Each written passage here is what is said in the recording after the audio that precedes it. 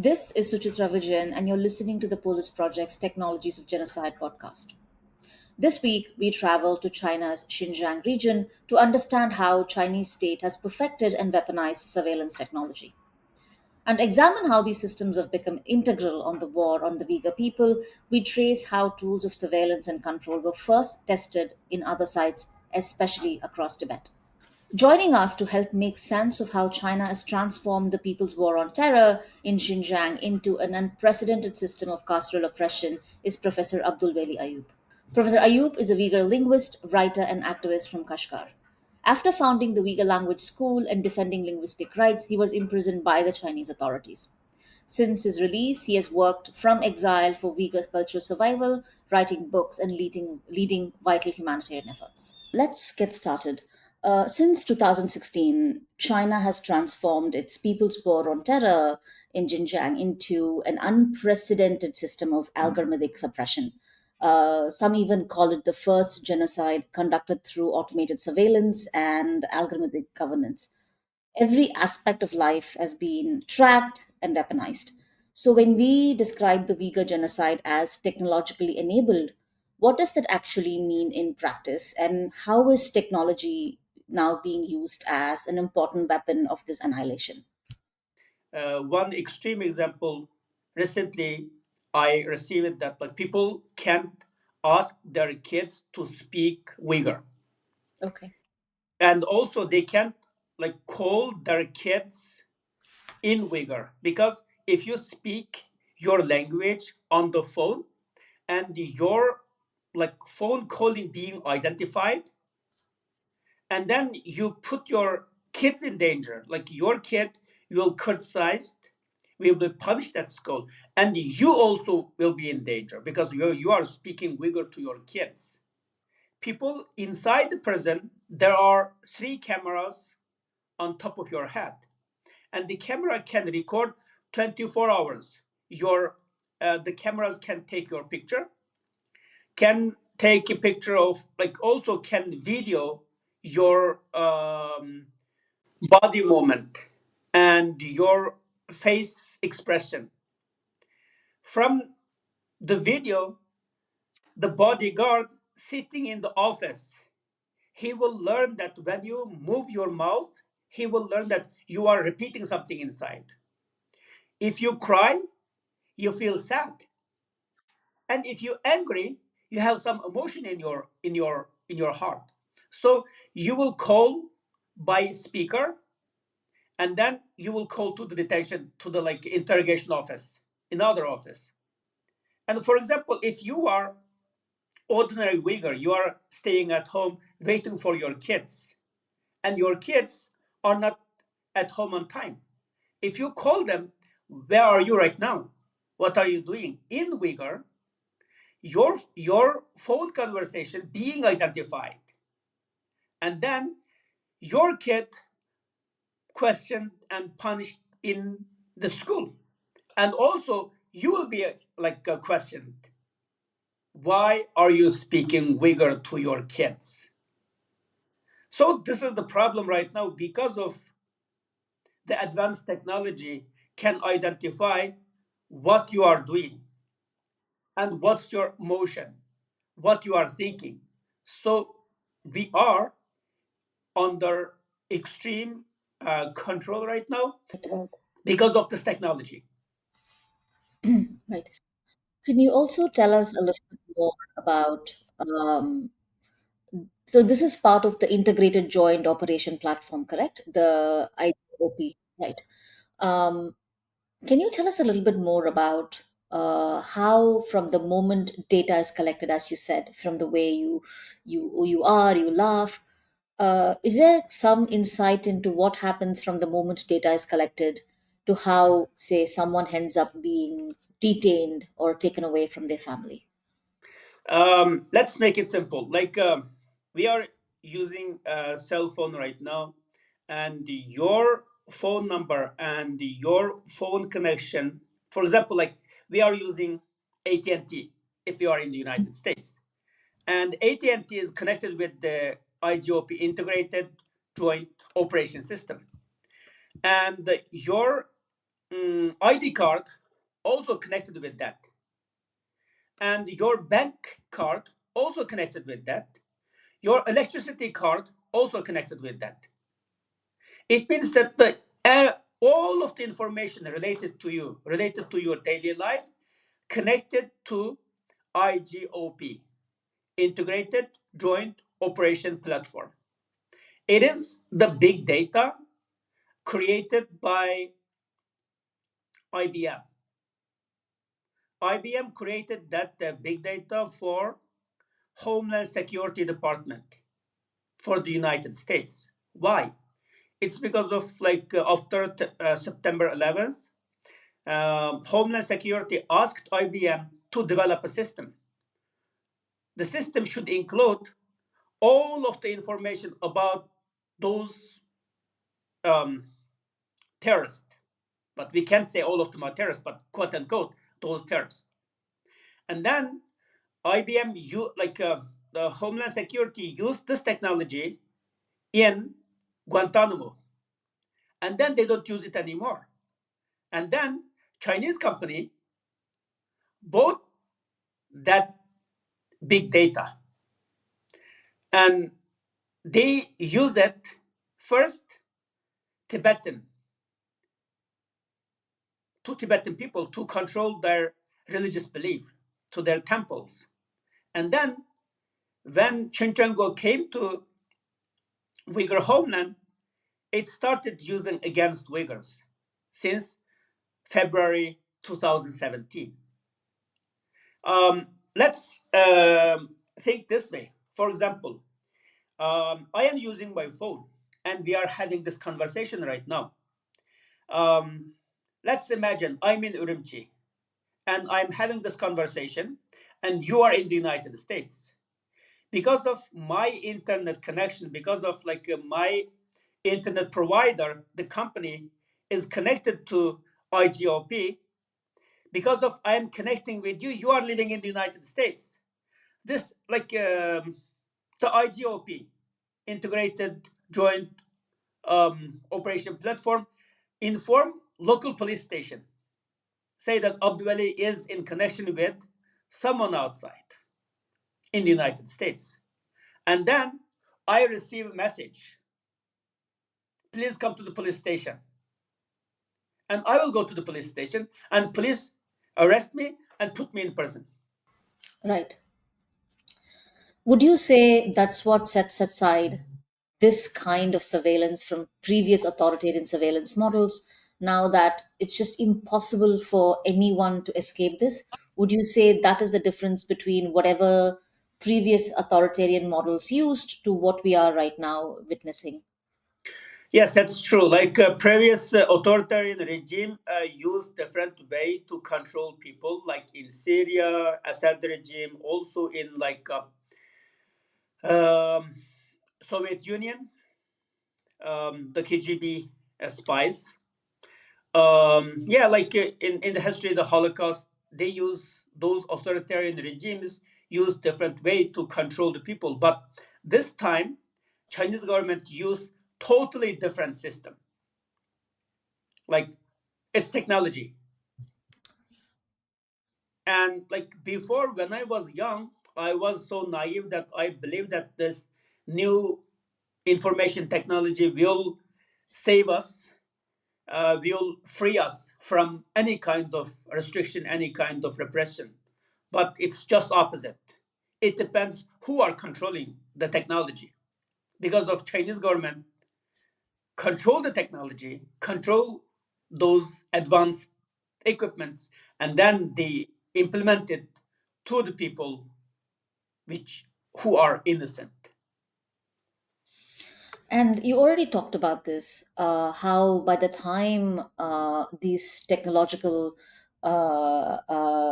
these technologies of genocide came to the Uyghur people, this model of digital religious suppression was first tested on Tibetan Buddhist, and now perfected with AI and biometric sciences.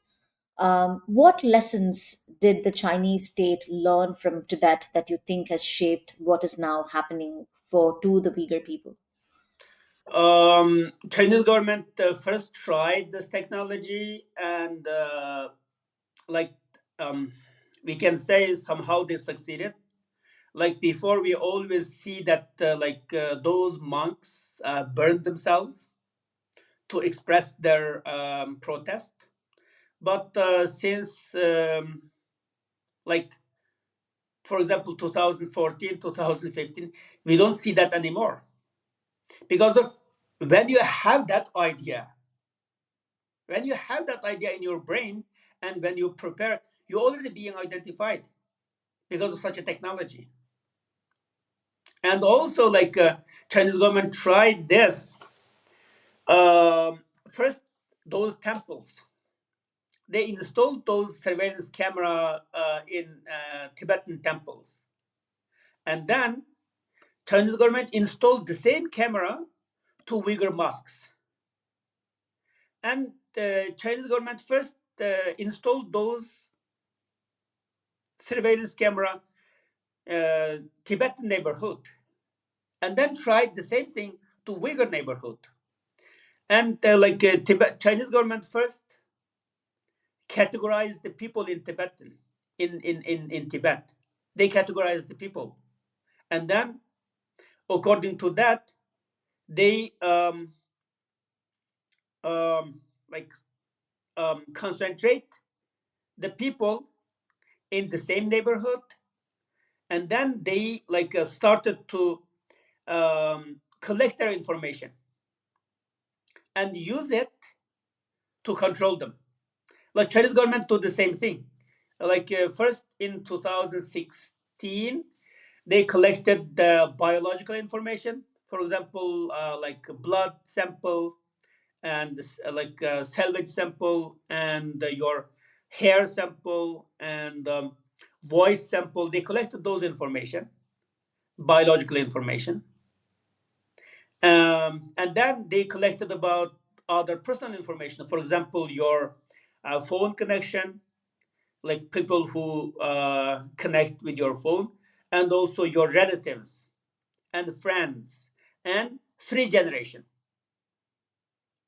And when this mass arrest started 2017, it worked really well. For example, if Chinese government arrest me, they know that my three generation, because the information already exists there. They don't need to like ask me. They know who is my grandpa. And then they know how many friends I have, how many friends I have my phone number, and they know how many classmates I had before. So when they question those things, I will shocked. I would shocked, because like you can't remember all of the things about yourself. When somebody tell you that like you have, like your grandpa has done this, and you had one classmate in the United States doing some human rights, blah blah blah. When somebody asks you those questions, you feel you are just like naked. They know everything about you, and how can you like cannot obey, cannot defend yourself? Like first they tested those technology in Tibet, and then but in Tibet they tested partially, not as many people as Uyghurs. They just tested the technology to the temples, not ordinary people. But to Uyghurs, they tested to everyone, from the teachers to the professors, from the doctors to the nurses, from the farmers to the businessmen, entire Uyghur community. And that's why this genocide reached the goal successfully. Right. And would you see, it's just a quick follow-up question. Do you see the genocide that's happened? Do you view what happened in Tibet and what's happening in Xinjiang as separate genocides, or part of, not separate genocides, but would you see them as separate instances of mass violence and annihilations, or would you see them as a part of one continuous project? I know you said Um, that in the temples, only temples were used in Tibet. In case of the Uyghur community, the entire community Yeah, would you see this as one continuous project, or do you see there's some kind of different similarities, differences in terms of how this kinds of oppression is targeted against various minority communities that China has control over? There are similarity. The similarity is like before 2017, we can say that it's similar. Okay. Like the main purpose was to assimilate the people, assimilate them into Chinese society. And yes, those tools implemented because of accelerate this assimilation. But in after 2017, it is different story. For Uyghurs, for example, not only um, Uyghurs being arrested, also like a Uyghur language targeted. Like the school system, they canceled Uyghur 100%. In 2017, September, like Uyghur Autonomous Region Education Department, they ordered that we don't use Uyghur anymore. That's the red notes. This is the one. Second, birth rate.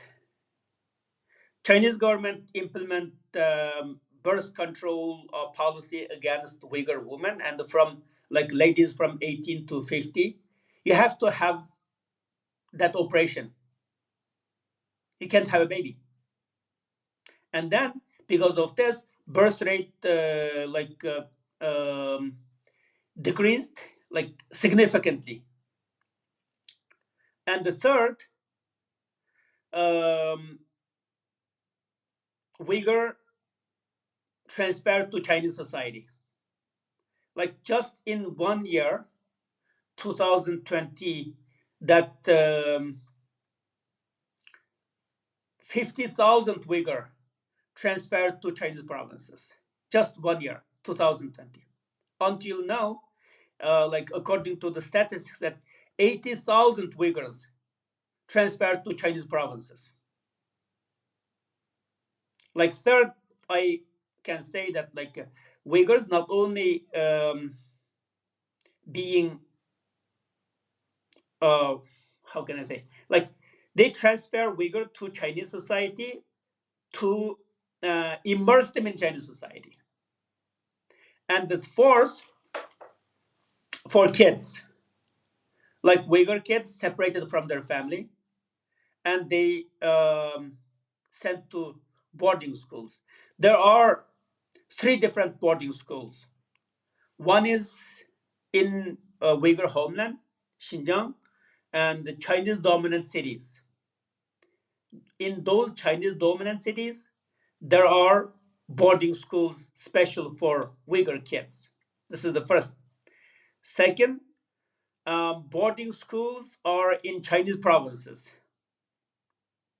Like those Uyghur kids transfer to Chinese provinces to have that education. Until now, uh, 240,000 Uyghur kids educated in Chinese boarding schools outside of Xinjiang. And the third boarding school, the boarding school in your own community. But you can't communicate with your family. You have to stay in the boarding school 24-hour, 260 days. Like now, nephew, my nephews and nieces are such in boarding school. One is in Chinese province. She is now 18 years old. Another is 10 years old. He is in boarding school in Xinjiang, in Uyghur homeland. And another is in boarding school is in Jiangsu. Like, and the fourth, um, Uyghur language in a public place being forbidden. For example, at police station, hospital, bank, government departments, you can't use that language. You have to use Chinese. So, like this five factors show us that this is the genocide just against specific ethnic group. That means Uyghurs. Um, I now want us to go to discussing the role of large technology companies both in China and outside of China. Xinjiang is also now become a laboratory for surveillance technology, and just as much as is oppression, it generates profits for companies like Huawei, for Megwave, Alibaba Cloud, SenseTime. All of them have designed and deployed AI, technologies for identify for facial analysis, ranking trustworthiness. So now genocide is also a business model. So how have technology companies been involved in developing and testing and benefiting from these surveillance systems in Xinjiang? That's really important point. We always think that the genocide, because of our experience as a human being, before those genocide implemented by dictators, authoritarian regimes, we didn't see, like, yes, we have seen some elements, especially in during the Holocaust. Yes, like those business owners also benefited from those, like, Jewish free laborers, but level is not that extreme.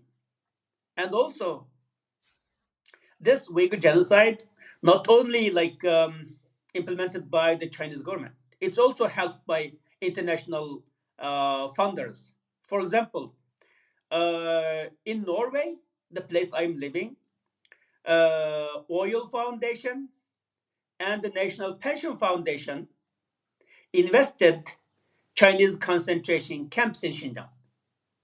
They stopped, like Oil Foundation stopped in 2020s, and the Pension Foundation stopped in 2021. And also international companies, for example, IBM and Microsoft, and also other other like international companies. For example, that Huawei, they produce those equipments. For example, surveillance cameras, and Ali Cloud, they provide servers. So like it's not only Chinese government did this. Like those company, private or those like joint those company help Chinese government to reach their goal, and it also international company, international funders. So we can't only blame Chinese government what they have done. Also international companies, international stockholders, they played the same role. And also some like international companies like Disney, they played important role to whitewash Chinese policy. Even they sank uh, Xinjiang police department to help them protect themselves. So like it is not only like the Chinese government's behavior, it's also like international companies, international stockholders, and also big giant entertainment companies also involved with this genocide. That's why we can't win Chinese government so easily, because of we are all connected in this world, and those um, international stockholders, they are supporting the Chinese system. For example, yes, we are talking about this. Like we know that all car spare parts produced by Uyghur forced labor, but Tesla, they have their company and they have their factories in China. And what we are using now, it's like iPhone. They have company in China, and they hired Uyghurs in their company. And how can we stop them? That's the problem right now. Another thing is important for us, and I think for a lot of us, there is a lot of information about, say, how Israel uses Palestine as the laboratory. But by 2019, China's surveillance technology had already been exported to Ecuador, Zimbabwe, Siberia as a part of what is called the Digital Silk Road. So, this idea of this smart city, safe city systems were marketed as tools of public safety, but quickly became instruments of political control. So, the Uyghur model has become a global template of oppression, just as the Palestinians are being used as a global template of oppression. How and where is China exporting its surveillance now? Which countries, can you tell us, have already adopted or adapted these systems? First of all, Chinese government tested the technology in Xinjiang against Uyghur. This is the first, Mhm. like they tested in 2017. And then, because of it, succeeded and arrested up to 3 million people really easily. And then they tested to their own people. Like in during the pandemic, Chinese government tested the same technology to majority Chinese people. And then they exported the technology to Zimbabwe and also Venezuela and Qatar. And Qatar used the same technology during the Oh, FIFA, the World Cup, the oh, I FIFA. didn't know that. Yeah, Okay, I didn't know yeah, that. they Okay, use that. Yeah, wow, I didn't know that. yeah. Okay. And there is there is a Saudi Arabian app called in Arabic it's called Tevekkul, and the app you have to install that app when you enter Saudi Arabia. Hmm. It's the same app that Chinese government. It's the same, just the name is different. It's the same app that Chinese government asked Uyghurs to install. It's Jingwang in Chinese, Pure Net in English. The same app, just the language is different. Saudi Arabia use it, and also Qatar use it, and like UAE use it. Venezuela use it during the election. So like the Uyghur model not only exists in Uyghur homeland against Uyghur, it it tested against Chinese majority. Now also it is working around the world, and if it don't wake up, and it will come close to us, yeah, to everybody. For example, we are people now they installing Temu and the Shein. It's Chinese apps, really popular. If you just wanna search Apple Store, first recommended apps are Temu and the Shein. If you download it, it means that your data being collected by those company. Like what do you buy, where do you go, and what's your preference. They learn and then they recommend those products. This is the product part. The another part is your political view, and also it's being collected, and then at the end uh, they will use it whatever they want. So yes, Uyghur model is perfect model for those dictators, and also it's a perfect model to those international businessmen. Yeah, at the So, end we will become slave for those dictators and also those hegemonic international companies. no, I think it's just I always we've been researching and doing this podcast for almost 6 months now, and we do a lot of research into getting this. But every time I've been in conversation with one of our guests, we always walk away learning something that we didn't because we realize how these systems of surveillance and oppression intersect. On that note, the thing that I want to ask you is now there has been some international scrutiny on China, and now China has shifted from visible mass detention to coercive labor transfers, right? So, in the guise of poverty alleviation. And as you already mentioned, hundreds of thousands of Uyghurs are now being relocated to factories across China. So now, how does this forced labor system operate in practice? And can you tell us how it links to multinational companies? Because consumer brands like Nike, Canon, BMW, all of them use not only the analytics and supply chain tools, but they also use this labor, right? So, can you just walk us through that physical extraction of labor as part of this mass technologies of oppression? Yes, like mass arrest, it started 2017, and like in 2020s, it stopped. We don't know the real reason why it stopped. Maybe it's because of pandemic. Chinese government cannot run the system anymore, or like it stopped. And then since 2022, there's like poverty alleviation. Like Chinese government started another new movement, that poverty alleviation campaign. And in terms of that, like Chinese government transferred those Uyghurs from their homeland to relocate them in the Chinese majority cities. And um, like it is a new because of international pressure, because of the media coverage, and that like they changed their the strategy. And I think this poverty alleviation project is more dangerous than mass arrest, because if you live in if even if you are in prison, you are living with your own community. You are living with your own community. You are seeing the people you have seen. Even you are like being tortured, being forced to work 16 hours, but you are living with the people who know you before. Because I was in prison, I know that feeling. If you live with your own people who share the same culture with you, you feel secure.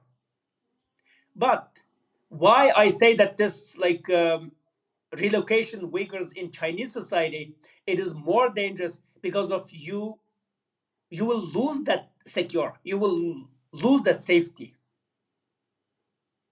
It is more dangerous for me. And another thing, that like if you stay in your own community, even you don't speak your language, but you speak to the people you're familiar with.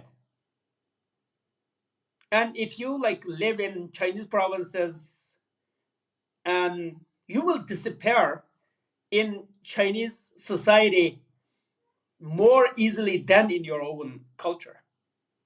And another thing, that um, Uyghurs forced labor is everywhere. Just imagine, we are eating seafood in Europe, for example, shrimps and those things. It also included Uyghur forced labor. And we are driving the car, our car spare parts also include Uyghur forced labor.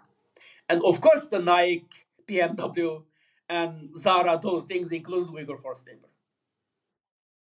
So, just imagine now in China, 18 provinces, they have factories, they are hiring Uyghur forced labor.